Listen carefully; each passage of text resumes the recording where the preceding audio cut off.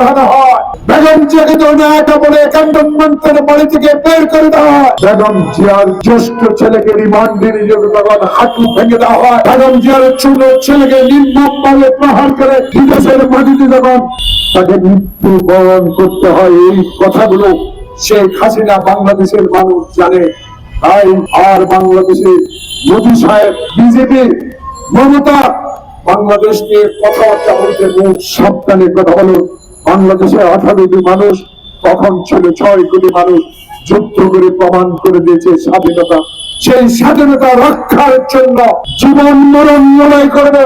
Doctor Yunus কথা দিয়ে এলো, আপনি বিরোধান, আপনাকে প্রতিহত, আপনার বিরুদ্ধে ষড়যন্ত্র করার কোন সাহস বাংলাদেশে তাদের থাকলেও অশ্বিন কালো আমাদের সামনে আর হাজির হতে পারবে না।